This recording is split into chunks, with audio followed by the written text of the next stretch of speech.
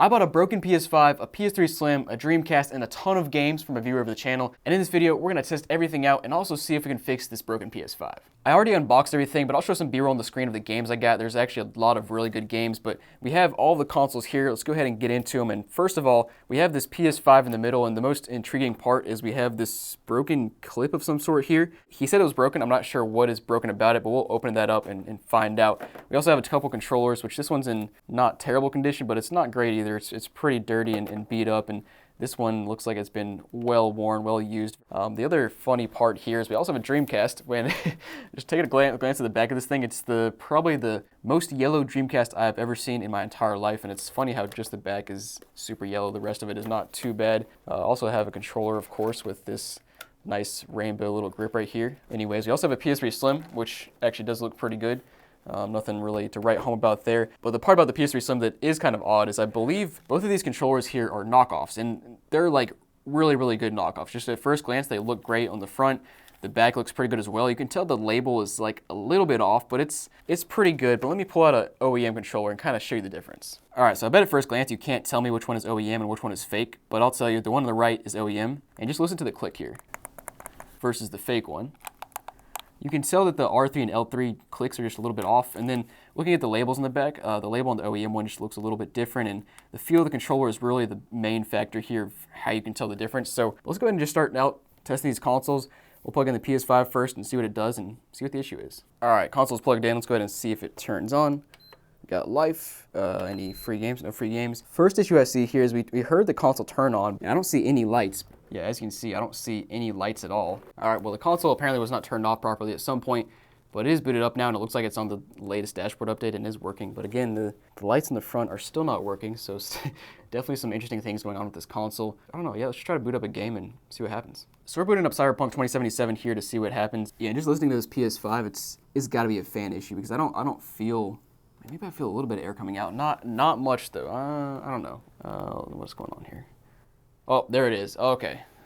Yeah, that makes sense. All right, definitely a fan issue. Let me test out the disk drive, and we'll make sure that works. Cool, so disk drive is working. You can see here, we're installing the medium right now. We'll go ahead and inject that. Let's go ahead and turn the console off, open it up, and just take a peek at the inside. But yeah, let's just go ahead and take the top plate off first and see what we find. Ooh, okay, so that plate looks fine, but wow, that, yeah, definitely pretty smoky. Wow, there's a lot of scratches under here. Let's go ahead and flip around to the other side here. All right, got that side popped off, and oh my goodness, wow. I've never seen a PS5 this yellow. Let's take this piece off to start with, and yep, that's our issue. So we have our, ooh, okay, hold on. So zoomed in here, you can see that the connector usually plugs in right there, but the connector is completely gone off the board, which is why we have this replacement one here. And it looks like, unfortunately, the pads are completely gone as well. It's hard to see here, but let me go ahead and just tear this down a bit more and take a closer look. All right, now zooming in here, I've just found our first issue, which is this ribbon cable right here, which controls the lights. So basically, the lights plug into the board right here. It's actually not even reaching that far right now because it's kind of twisted around the post the wrong way. Obviously, our second issue here is this little pad right here. Let me just keep zooming in so you guys can see it. But yeah, so essentially there should be 5 pads. I'll kind of point it out to you. So 1, 2, 3, 4, 5, and every single one of them is just straight up pulled straight off the board. I don't know how that happened. That takes some like major force to do that. So this is kind of uncharted waters for me for how to replace the pads. So let me kind of do a little bit of research and see if this is even possible for me to fix this. But guys, let me look this up a little bit and I'll come back. All right, guys, so I did some research, ordered some parts, and I'm back now with somewhat of a game plan to fix this console. Now, first of all, as you saw earlier, the first issue we have is this chewed up ribbon cable. So I ordered some longer ribbon cables that are brand new that we'll just try to put in there. And the one that'll be a little bit more difficult is trying to solder on this fan connector. And as you can see here, they are just all the pads are ripped off. But what I figured out is you can actually just scrape off some of the copper that's down below. There is still a little bit of these traces left, which is good. You know, by default, the fan connector sits like right there. I'll probably have to move it back like there maybe. The only problem we'll have at that point now is when you put the black cover back on, it might not line up perfectly. Hopefully it still works. If it doesn't, I can use a Dremel and kind of make the clearance work there. But what I'm going to do here is I actually bought this little, I don't even know what they call this thing, but it's basically like good for scraping away the solder mask here. So let me just go ahead and try it out. Basically, I'm going to take all 3 of these down a little bit further. And then, by the way, these 2 pins right here are actually not needed. Those are just for like structural integrity. So I'm going to use some hot glue and just kind of hold the pin down. But let's go ahead and just finish scraping away the solder mask so we can expose some copper. and we should be able to solder this thing back on. Do you want a free game like Call of Duty Black Ops, Mario Kart, or Super Smash Bros? Well, if you do, hit that link down below, sign up for Whatnot. You'll get any of my games under $15, 100% free, no tax, no shipping, 100% free. So go check it out. Got a bunch of other games as well, and I'll see you guys there. So I got a good bit of the green stuff, the solder mask wiped off. We're gonna go ahead and clean this up with the isopropyl alcohol and a Q-tip real quick. Get some of that dust off of there. All right, so if I mount it like right there, yeah, we should have plenty of surface area to mount this thing to, and then we'll stabilize it with some hot glue. All right, so next thing we'll do is go ahead and tin the tip on my soldering iron here. Get that cleaned up. We'll go ahead and apply some flux here. Now I'm using a different type of flux than I've used in the past. So I'm gonna go ahead and try this, just apply it across all three of the contacts there. That should work. I'm going to see if I can apply some solder to these little points here. All right, guys, after a little bit of finagling, I think I've got this so that they're actually soldered to those points. I just gotta get it a little more sturdy. And the main thing I'm looking for here is to make sure I don't have any solder overlapping between these points. I don't want them to, obviously short out. I think we're at the point where we can honestly plug this thing in and test it out and see if that fixed it. And actually, before I plug it in, let me just go ahead and try to plug this bad boy in and see what it does. Yeah, it fits. Oh yeah, it definitely needs some more structural integrity there, because you can just see when I wiggle it back and forth, the whole connector is kind of wiggling.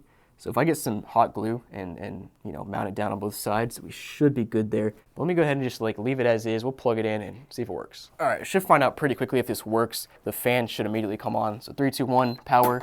And oh, it's working. Okay. That was stupid of me. There it goes. Let's go. Now, ultimately, that was a pretty easy fix, but nonetheless, it's always satisfying to do some actual hardware work and get this thing working again. Let me go ahead and turn this bad boy off. And let's go ahead and try to fix the ribbon cable now. Don't try this at home. Now, actually, before we do the ribbon cable, I'm gonna go ahead and line this up and see if it's actually gonna fit here. I don't want to actually unplug it yet, because if I unplug it right now, it's gonna rip the entire thing off. So I need to go ahead and mount it down with some hot glue, and then we'll try to put the fan in the right spot. I'm just gonna go ahead and try to put a small dab, probably more than a small dab, on both sides here and see if that'll hold it down.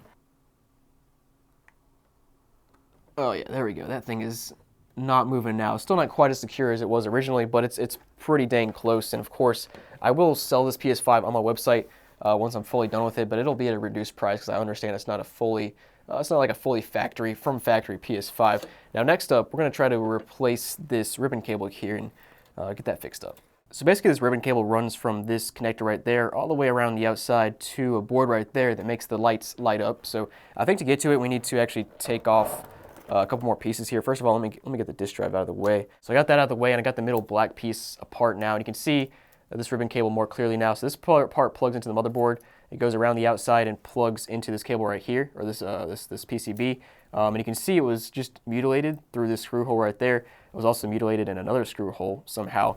We're just gonna pull this out of place basically, and then this will just pop out of place like so. And we'll take our new ribbon cable, run it around the outside, and see if it works. Now, one more thing to note here that's another issue that I just found is the fact that this ribbon cable that goes from right here to this PCB right here was unplugged. I only noticed that because when you take this piece off, it's usually not easy to take this piece off because it's straddled by this ribbon cable, but this piece just kind of fell off, and I noticed that this ribbon cable was unplugged, and it actually matches up with some symptoms I found on this PS5 earlier when I was just playing around with it. The USB ports in the front did not work, and that matches up because the ribbon cable was not plugged in. All right, guys, I finally have this ribbon cable plugged back in, this one plugged in.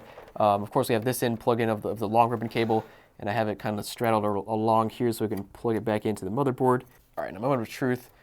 Putting the black piece back on right here. Let's see if the fan connector will have enough room to plug in. And oof, oh, that's close, that's close. All right, well, I just had to scrap the black piece for now because it's not gonna work. But I have the fan plugged in upside down, so it shouldn't spin on me this time. Ooh. Well, that was, I didn't mean to turn it on there, but at least, hey, it's working. I mean, we got our fan spinning. We have our light here. Let's go, dude. Nice. All right.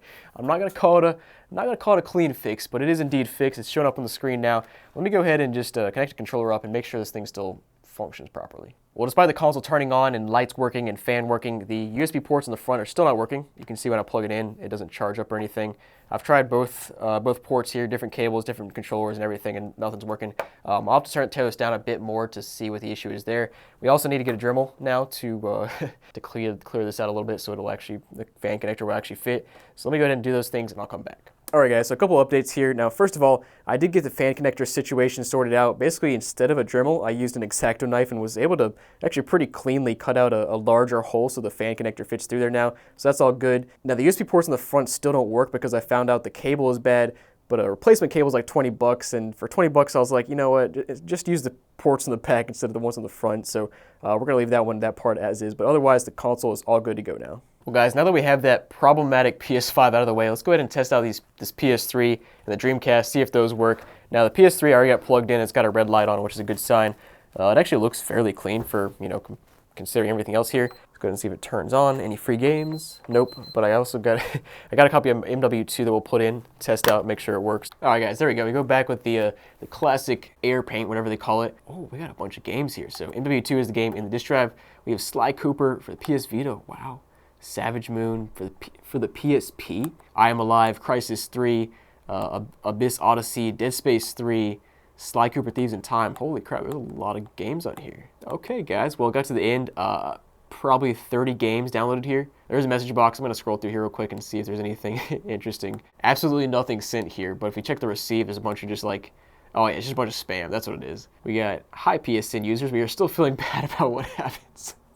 That's like classic spam message. Wait, hold on. We have save data utility here for the PS2. Is this system hacked? Or is this a PS2 game that was like available on the PSN store? I'll have to do some investigation here. But actually, before I wanted to boot up a game, I wanted to check the save data utility so we can just see when this thing was last played. Wow, May 2024. So wait, wait. No. Okay, the date is flipped around from what I'm used to. So it's on January 5th, 2024, which makes sense. That was like right before this guy sent it to me. Let's go ahead and boot up MW2 and make sure it works. Cool, yep, game is working without an issue here. So this console is actually good to go. Now let me do a little bit more digging into this PS2 thing real quick. So I looked into it a bit and it appears that this console doesn't have custom firmware, but I think just at some point, for whatever reason, he transferred some PS2 memory data onto this console. I don't know why, not really a big deal. Let's go ahead and plug in this Dreamcast here and see if it works. All right, got the Dreamcast plugged in. It's been quite a while since I've played one of these bad boys. Let's go ahead and turn it on. All right, cool. Game is working, and I just had this memory pop up.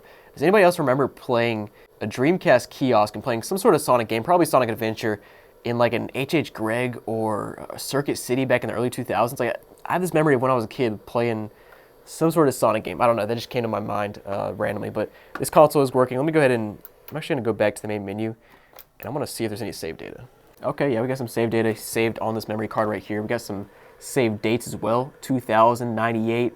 These are probably not accurate at all, 2006, 99. Yeah, it's hard to trust these dates because the console needs the date needs to be reset all the time.